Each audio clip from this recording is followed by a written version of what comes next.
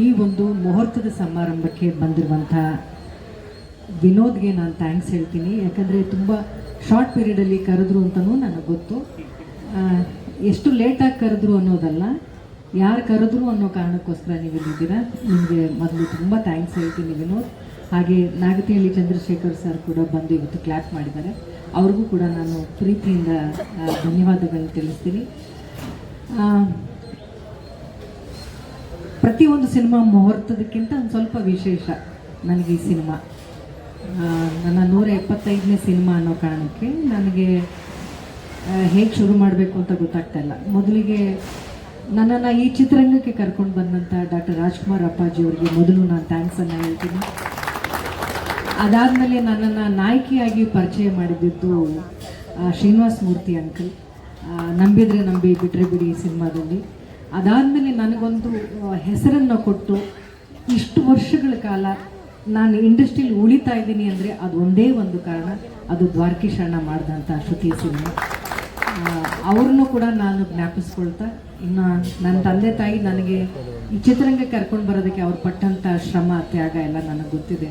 ಅವರು ಈ ಒಂದು ಮುಹೂರ್ತದಲ್ಲಿ ಇದ್ದಿದ್ದು ನನಗೆ ತುಂಬಾ ಖುಷಿ ಇದೆ ಅಮ್ಮ. ಡೈರೆಕ್ಟರ್ ಸರ್ ಹಾಗೂ ಈ ಟೀಮ್ ಮದರ್, ನನಗೆ ಇವರು ಬಂದು ಕತೆ ಹೇಳುವಾಗ ಬೇರೆ ಎಲ್ಲ ಕತೆಗಳನ್ನೂ ಕೇಳುವಾಗ ನನಗೆ ಸ್ವಲ್ಪ ಇಂಟ್ರೆಸ್ಟಿಂಗ್ ಅನ್ನಿಸ್ತು ಈ ಸಿನಿಮಾ. ನನಗೆ ಸಿನಿಮಾ ಕತೆ ಕಾಂಟೆಂಟ್ಗಿಂತ ಅವರಿಗಿರುವಂಥ ಶ್ರದ್ಧೆ, ಸಿನಿಮಾದಲ್ಲಿ ಏನಾದರೂ ಒಂದು ಹೊಸತನ ಮಾಡಬೇಕು ಅನ್ನುವಂಥ ಒಂದು ತುಡಿತ ನನಗೆ ಇಷ್ಟ ಆಯಿತು. ಡೈರೆಕ್ಟರ್ ಸರ್ ಆವಾಗಲೇ ಹೇಳ್ತಾಯಿದ್ರು, 175ನೇ ಸಿನಿಮಾ ನನಗೆ ಕೊಟ್ಟಿದ್ದೀರಾ, ಆ ಹೆಸರಿಗೇನು ಚ್ಯುತಿ ಬಾರದೇ ಇರೋ ಹಾಗೆ ನೋಡ್ಕೊಳ್ತೀನಿ ಮೇಡಮ್, ನಂಬಿಕೆ ಇಡಿ ಅಂತ. ಸರ್, ನೀವು ನನ್ನ 150ನೇ ಸಿನಿಮಾಗಂತಲ್ಲ ಸರ್, 1 ರೂಪಾಯಿನೋ 100 ರೂಪಾಯಿನೋ ದುಡ್ಡು ಹಾಕಿರ್ತಾರಲ್ಲ ನಿರ್ಮಾಪಕರು, ಅವ್ರ ಗೌರವ ಉಳಿಸೋಂಥ ಸಿನಿಮಾ ಮಾಡಿ ಸರ್. ಅಷ್ಟೇ. ನಮಗೆ ಅನ್ನ ಹಾಕೋರು ಅನ್ನ ಇನ್ನೂ ಸಿಗ್ತಾನೆ ಇರುತ್ತೆ ಇಂಡಸ್ಟ್ರಿಯಲ್ಲಿ. ಬಂದು 35 ವರ್ಷ ಆಯಿತು, ಇನ್ನೂ ಕೆಲಸ ಮಾಡ್ತಾನೆ ಇದ್ದೀನಿ ಅಂದರೆ ಯಾರೋ ನಿರ್ಮಾಪಕರು ನಮಗೆ ಊಟ ಹಾಕ್ತಾರೆ. ಆದರೆ ಆ ಒಬ್ಬ ನಿರ್ಮಾಪಕರು ಈ ಒಂದು ಸಿನಿಮಾಯಿಂದ ಮನೆಗೆ ವಾಪಸ್ ಹೋಗ್ಬಿಡ್ಬಾರ್ದು. ಅವರು ಇನ್ನೂ ಒಂದು 10-20 ಸಿನಿಮಾಗಳು ಮಾಡಬೇಕು. ಆ ಥರದ್ದು ಒಂದು ಸಿನಿಮಾ ಮಾಡಿ, ಆ ಜವಾಬ್ದಾರಿ ನಿಮ್ಮ ಹೆಗಲ ಮೇಲಿದೆ. ನಮ್ಮ ಎಲ್ಲರ ಆ್ಯಕ್ಟಿಂಗ್ ಈ ಸಿನಿಮಾದಲ್ಲಿ ಏನೋ ನಾನು ಸೂಪರಾಗಿ ಆ್ಯಕ್ಟ್ ಮಾಡ್ತಾ ಇದ್ದೀನಿ, ಏನೋ ಹೊಸದಾಗಿ ಕಾಣ್ತಾ ಇದ್ದೀನಿ ಅಂತಂದರೆ ಅದು ನನ್ನ ಪ್ರಯತ್ನ ಅಲ್ಲ, ಅದು ಅವರ ಕಲ್ಪನೆ. ಒಬ್ಬ ಡೈರೆಕ್ಟರ್ ಒಂದು ಶಾರ್ಟ್ನ ಕಟ್ ಅಂತ ಹೇಳೋದೆ ನಾವು ಆ್ಯಕ್ಟಿಂಗ್ ಅವ್ರ ಕಲ್ಪನೆಗೆ, ನಾವು ಅವ್ರ ನಿರೀಕ್ಷೆಗೆ ನಾವು ನಿಲ್ಕಿದ್ದೀವಿ ಅಂತ. ಅವ್ರು ಕಟ್ ಹೇಳಲಿಲ್ಲ, ಒನ್ ಮೋರ್ ಅಂದರೆ ಅವ್ರು ಕೇಳೋಷ್ಟು ನಾವು ಆ್ಯಕ್ಟ್ ಮಾಡಬೇಕಾಗಿರೋದು ನಮ್ಮ ಜವಾಬ್ದಾರಿ. ಹಾಗಾಗಿ ನಾನೊಬ್ಬ ಒಳ್ಳೆಯ ಕಲಾವಿದೆ ಅಥವಾ ಒಳ್ಳೆ ಆ್ಯಕ್ಟಿಂಗ್ ಮಾಡಿದ್ದೀನಿ ಅಂದರೆ ಅದನ್ನು ನಿರ್ಧಾರ ಮಾಡೋದೇ ಒಬ್ಬ ನಿರ್ದೇಶಕ. ಹಾಗಾಗಿ ನಿಮ್ಮ ಜವಾಬ್ದಾರಿ ಈ ಸಿನಿಮಾದಲ್ಲಿ ತುಂಬಾ ಇದೆ ಸರ್. ನಾನು ಫಾರ್ ದ ಫಸ್ಟ್ ಟೈಮ್ ಇಷ್ಟು ಸಿನಿಮಾಗಳಲ್ಲಿ ನಾನು ಯಾವ ಸಿನಿಮಾಗೂ ಕೂಡ ವರ್ಕ್ಶಾಪ್ ಮಾಡಿ ಅಂತ ನಾನು ಕೇಳಿರಲಿಲ್ಲ, ಅಥವಾ ನನ್ನನ್ನು ಯಾರೂ ಕೇಳ್ಕೊಂಡು ಬಂದಿರಲಿಲ್ಲ. ಫಾರ್ ದ ಫಸ್ಟ್ ಟೈಮ್ ನಾನು ಡೈರೆಕ್ಟ್ರಿಗೆ ಹೇಳಿದೆ, ಸರ್ ನೀವು ಶೂಟಿಂಗ್ ಹೋಗೋಕ್ಕೆ ಮುಂಚೆ ಈ ಒಂದು ಸಿನಿಮಾಗೆ ವರ್ಕ್ಶಾಪ್ ಮಾಡಲೇಬೇಕು ನೀವು, ಯಾಕಂದರೆ ಸಾಕಷ್ಟು ಹೊಸ ಕಲಾವಿದರಿದ್ದಾರೆ, ಹೊಸ ಪಾತ್ರಗಳು ಕೊಡ್ತಾ ಇದ್ದೀರಾ. ಒಬ್ಬ ನಿರ್ಮಾಪಕನಿಗೆ ನಾವು ಎಷ್ಟು ಸಾಧ್ಯವೋ ಅಷ್ಟು ಹಾರ್ಡ್ ವರ್ಕ್ನ ನಾವು ಶೂಟಿಂಗ್ ಹೋಗೋಕ್ಕೆ ಮುಂಚೆ ಮಾಡೋಣ ಅಂತ ಕೇಳಿದ್ದೀನಿ. ಎಷ್ಟು ಸರಿ ನಾನು ಅವರು ಒಟ್ಟಿಗೆ ಕೂತ್ಕೊಂಡು ಸ್ಕ್ರಿಪ್ಟನ್ನು ಓದಿದ್ದೀವೋ ನಮಗೆ ಗೊತ್ತಿಲ್ಲ. ನಿಮ್ಮೆಲ್ಲರ ಸಹಕಾರ ಇರಲಿ ಅಷ್ಟೇ. ಡೈರೆಕ್ಟ್ರು ಒಂದು ಒಳ್ಳೆಯ ಸಿನಿಮಾ ಮಾಡಬೇಕು ಅನ್ನುವಂಥ ಒಂದು ತುಡಿತದಲ್ಲಿದ್ದಾರೆ. ನಾನು ಅವರಿಗೆ ಭರವಸೆ ಕೊಡೋದಿಷ್ಟೇ, ಇದುವರೆಗೂ ಕನ್ನಡ ಚಿತ್ರರಂಗದಲ್ಲಿ ಒಳ್ಳೆಯ ಸಿನಿಮಾ ಸೋತಿರುವಂಥ ಇತಿಹಾಸ ತುಂಬ ಕಡಿಮೆ ಇದೆ ಸರ್. ನೀವು ಒಳ್ಳೆ ಸಿನಿಮಾ ಮಾಡಿದ್ರೆ ಖಂಡಿತವಾಗ್ಲೂ ಜನ ಬರ್ತಾರೆ, ಆಮೇಲೆ ಅದಕ್ಕೆ ತಾನಾಗೇ ಪ್ರಚಾರ ಮಾಡ್ಕೊಂಡು ಬಿಡುತ್ತೆ ಒಂದು ಸಿನಿಮಾ. ನೀವು ಒಂದು ಸಿನಿಮಾನ 2 ಗಂಟೆನೂ ತೋರಿಸ್ಬೇಕಾಗಿಲ್ಲ, ಒಂದು ಟೀಸರಲ್ಲಿ ಗೊತ್ತಾಗುತ್ತೆ ಸರ್ ಒಂದು ಸಿನಿಮಾ ಎಷ್ಟು ಚೆನ್ನಾಗಿದೆ ಚೆನ್ನಾಗಿಲ್ಲ, ಅಥವಾ ಜನ ನಮ್ಮ ಥಿಯೇಟ್ರಿಗೆ ಬರ್ತಾರಾ ಇಲ್ವಾ ಅನ್ನೋದು ಅಲ್ಲೇ ಗೊತ್ತಾಗ್ಬಿಡುತ್ತೆ. So it's hour hard work ಅನ್ನೋದನ್ನು ಮಾತ್ರ ನಾನು ನಂಬ್ಕೊಂಡಿದ್ದೀನಿ. ಅದ್ರ ಮೇಲೆ ಒಳ್ಳೆ ಸಮಯ ಸಿಕ್ಕೋದು, ಒಳ್ಳೆ ಥಿಯೇಟ್ರ್ ಸಿಕ್ಕೋದು, ಆ ಕ್ಯಾರೆಕ್ಟರ್ ತಕ್ಕಂತೆ ಕಲಾವಿದರು ಸಿಗೋದು, ಅದೆಲ್ಲ ಒಂಥರ ಅದೃಷ್ಟ ಥರ. ಅದು ನೀವು ಒಳ್ಳೆ ಕಲಾವಿದರ ತಂಡನ ಆರಿಸ್ಕೊಂಡಿದ್ದೀರಾ, ಒಳ್ಳೆ ನಿರ್ಮಾಪಕರು. ಪಾಪ ಇದುವರೆಗೂ ನಾವು ಒಂದು ಫೋಟೋ ಶೂಟ್ ಮಾಡಿದ್ದೀವಿ, ಅವ್ರನ್ನ ನಾವು ನೋಡಲೇ ಇಲ್ಲ. ಅಂದರೆ ಅಷ್ಟು ನಂಬಿಕೆ ಇದೆ ಅವರಿಗೆ ಡೈರೆಕ್ಟರ್ ಮೇಲೆ. ಅದನ್ನು ಇಡೀ ತಂಡ ಉಳಿಸ್ಕೊಳ್ಳುವಂಥ ಜವಾಬ್ದಾರಿ ಇದೆ ಅಂತ ನಾನು ಹೇಳ್ತೀನಿ. ಹಾಗೆ ಹೇಳ್ತಾ ಈ ಒಂದು ಸಿನಿಮಾಗೆ ನಿಮ್ಮೆಲ್ಲರ ಸಪೋರ್ಟ್ ಇರಲಿ. 175ನೇ ಸಿನಿಮಾ ಅಂತ ಎಷ್ಟು ಪ್ರೀತಿಯಿಂದ ಎಲ್ಲರೂ ನನ್ನನ್ನು ಹರಿಸ್ತಾ ಇದ್ದೀರಿ. ಇದಕ್ಕೆ ನಾನು ತುಂಬಾ ಋಣಿಯಾಗಿದ್ದೀನಿ. ಖುಷಿಯಾಗುತ್ತೆ. ಎಲ್ಲರ ಮನೆ ಮಗಳು ಅನ್ನೋದಕ್ಕಿಂತ ಹೆಚ್ಚಾಗಿ ನಾನು ಇಂಡಸ್ಟ್ರಿಯಲ್ಲೇ ಬೆಳೆದಿದ್ದು. ನಾನು ಮನೆಯಲ್ಲಿ ನನ್ನ ಅಣ್ಣ ನನ್ನ ತಂಗಿ ಹೇಗೆ ಬೆಳೆದ್ರು ಅನ್ನೋದನ್ನೇ ನಾನು ನೋಡಲಿಲ್ಲ. ಅಷ್ಟು ನಾನು ಸಿನಿಮಾಗಳಲ್ಲಿ ನಾನು ತೊಡಗಿಸ್ಕೊಂಡಿದ್ದೆ. ನನ್ನ ಎಷ್ಟು ಬ್ಯುಸಿಯಾಗಿ ನಾನು ಕೆಲಸ ಮಾಡಿದೆ. ಇಂಡಸ್ಟ್ರಿಗೆ ಬಂದಾಗಲಿಲ್ಲ ಅಂದರೆ ಒಂದು ವರ್ಷ ನಂದು 13 ಸಿನಿಮಾ ರಿಲೀಸ್ ಆಗಿತ್ತು.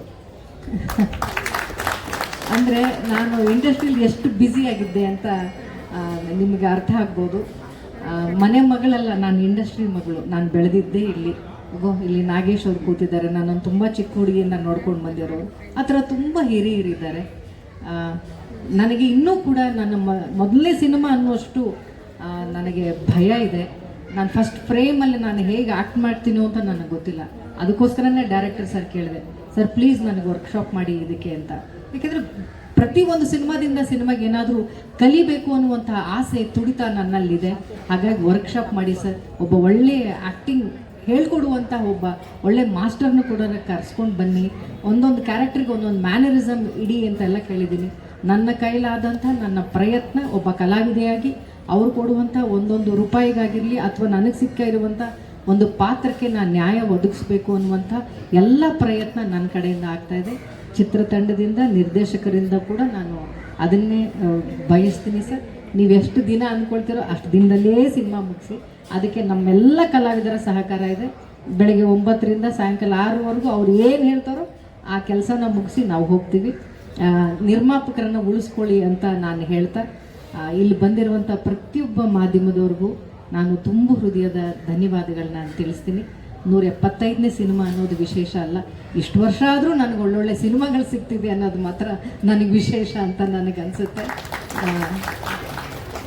ಆ ಕಲಾ ಸರಸ್ವತಿಯ ಸೇವೆ ಮಾಡುವಂಥ ಅವಕಾಶ ಮತ್ತಷ್ಟು ಸಿಗ್ತಾ ಇರಲಿ ನನಗೆ ಅಂತ ಕೇಳ್ತಾ, ಈ ಒಂದು ಪಾತ್ರ ನನಗೆ ತುಂಬಾ ಹೆಮ್ಮೆ ಇದೆ.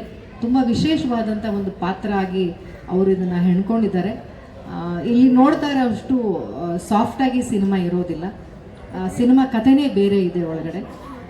ಪ್ರತಿ ಒಂದು 15 ನಿಮಿಷಕ್ಕೊಂದು ಹೊಸ ಹೊಸ ಟ್ವಿಸ್ಟ್ಗಳನ್ನು ಇವರು ಸಿನಿಮಾದಲ್ಲಿ ಇಟ್ಕೊಂಡಿದ್ದಾರೆ. ಕ್ಲೈಮ್ಯಾಕ್ಸ್ ಹತ್ತಿರ ಬರೋ ಅಷ್ಟರಲ್ಲಿ ಸಿನಿಮಾ ಆಗಲೇ ಒಂದು ಸಾಕಷ್ಟು ತಿರುವುಗಳನ್ನು ತೊಗೊಂಡಿರುತ್ತೆ. ಕ್ಲೈಮ್ಯಾಕ್ಸ್ ಬಹುಶಃ ಯಾರೂ ಆಗದೇ ಇರುವಂಥ ಒಂದು ಟರ್ನಿಂಗ್ ಪಾಯಿಂಟ್ ಆಗಿ ಒಂದು ಈ ಸಿನಿಮಾನ ತೊಗೊಂಡಿದ್ದಾರೆ. ಹಳ್ಳಿ ಹೆಣ್ಣುಮಕ್ಕಳು ಹೀಗೆ ಕೂಡ ಬಿಹೇವ್ ಮಾಡೋಕ್ಕೆ ಸಾಧ್ಯವಾ ಅಂತ ಅನ್ನುವಂತಹ ಒಂದು ಕಥೆಯನ್ನು ಅವ್ರು ಬರ್ಕೊಂಡಿದ್ದಾರೆ. ತೆರೆಯ ಮೇಲೆ ಅಚ್ಚುಕಟ್ಟಾಗಿ ತೊಗೊಂಡು ಬರ್ತಾರೆ ಅನ್ನುವಂಥ ನನ್ನ ನಂಬಿಕೆ ಇದೆ. ಮತ್ತೊಮ್ಮೆ ಎಲ್ಲರಿಗೂ ಥ್ಯಾಂಕ್ಸ್ ಹೇಳ್ತೀನಿ. ಇಡೀ ಟೀಮ್ಗೆ ಬೆಸ್ಟ್ ವಿಶಸ್. ಎಲ್ಲರೂ ಒಂದು ತಂಡವಾಗಿ, cameraman, music director, thank you so much. ನಿಮ್ಮ ಕೆಲಸ ನೋಡಿದ್ದೀನಿ cameraman sir, fight master sir. ನನಗೇನಿಲ್ಲ ಬಿಡಿ, ಫೈಟ್ ಏನಿರಲ್ಲ ನನಗೆ.